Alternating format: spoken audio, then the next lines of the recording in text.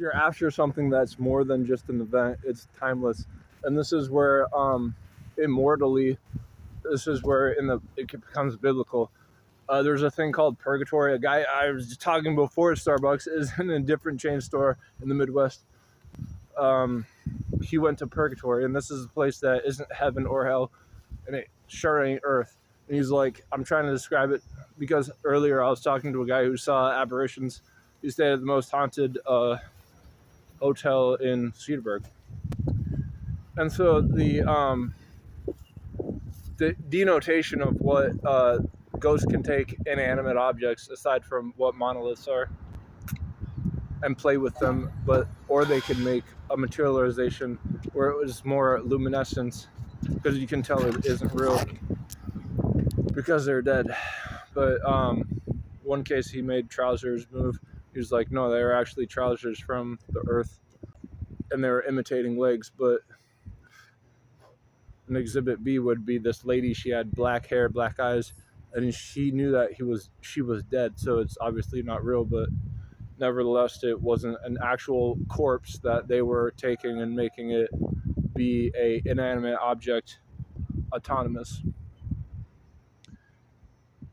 It was an aberration. So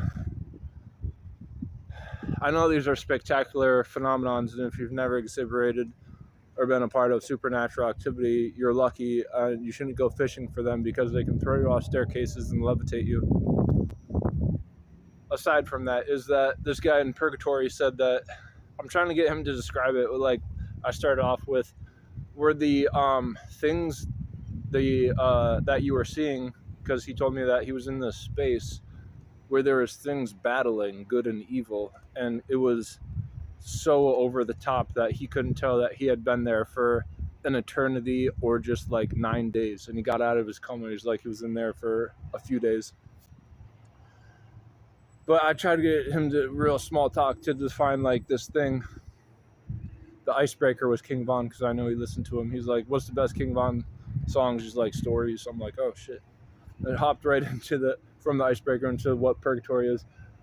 Defining like, were these things like luminescent that were around you? Because there's these spirits, were they human? He's like, it was just things that your eyes aren't supposed to see. And so that's so over the top. I know what over the top is because in psychedelics, it's like people experience this stuff on planet Earth, and it's like they're on a different planet.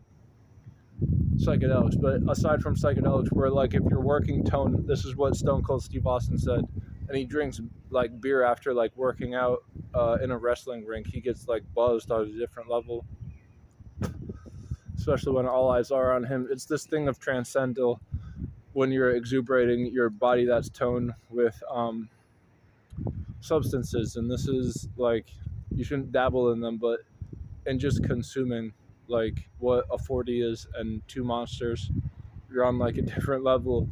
If it's malt, drink malt liquor or only malt liquor. No, but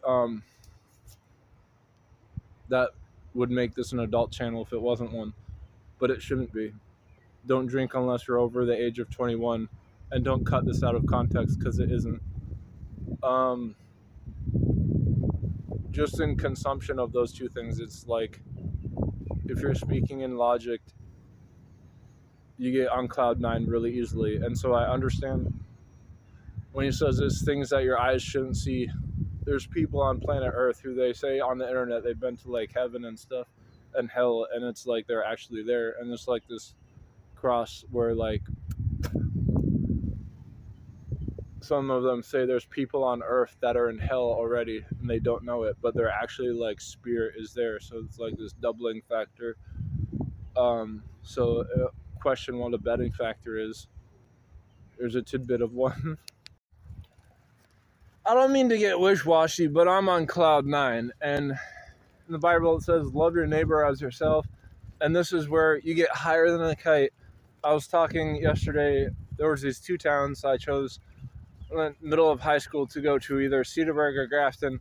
The father of a kid who I said I went to Grafton because his kid, I was training with football in Grafton and basketball in a town next to Grafton, Cedarburg. I knew that I wanted to go to Grafton because this one guy, Brad Betts, his kid, I just knew that him and his brother was like, oh, I want to go to that town because of this family. Their father, I was just talking to yesterday about trap shooting, and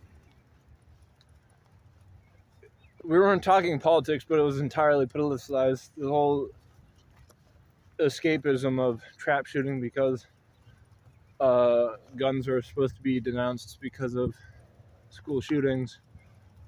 And trap shooting is the safest sport despite it being the most aggressive on its face.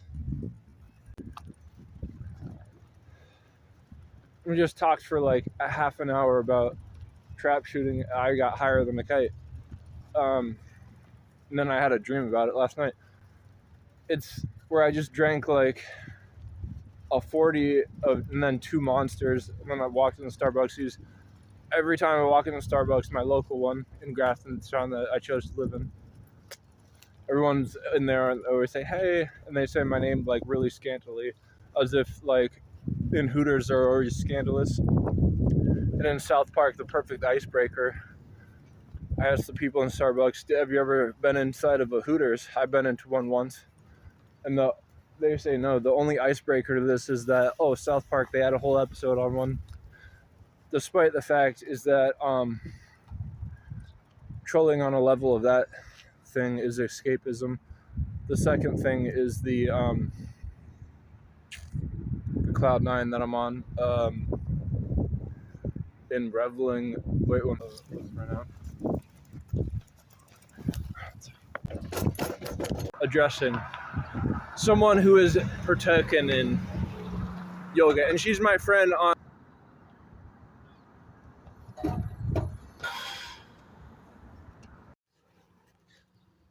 This is know when you're over the target, is when you're actually catering to Gen Z and you don't need to be. In it, and these expenditures, I can't find my card to the bank, so I have to use PayPal. A PayPal is a card that I could find. And just real quick, there's a guy with the fluorescent vest on. I should know that's a penny. It's in my line of work. And he's like, yeah, you don't want to get hit by a car. This is indecent. This is what adults take. Aside from Sandy, this rocking horse that's an automated one. And the only reason I'm occupying an outlet is so I can get a vlog up to get my phone charged, but it's where you don't want to sit on an automatic horse unless it's like a bull riding thing inside of a club, but those are never near a wall, hugging a wall. I'm a wall hugger, where this toy is. And so the toys are meant for kids. You don't want to occupy an outlet behind a toy because you're asking to get involved with childlike stuff. So this is more preferable. It's just I ran into a guy, and this lady's like, if you see a boss, just take off. And so she meant like on this electric chair that I'm sitting on. Time and a place. I transferred the funds. It isn't a wire. A wire is something that is $25 and over, and you have to talk to adults in the bank to have it be a thing. With that being said, I'm going to be addressing my crush that I had in a middle school. But this was before middle school. That's where Gen Z gets hooked.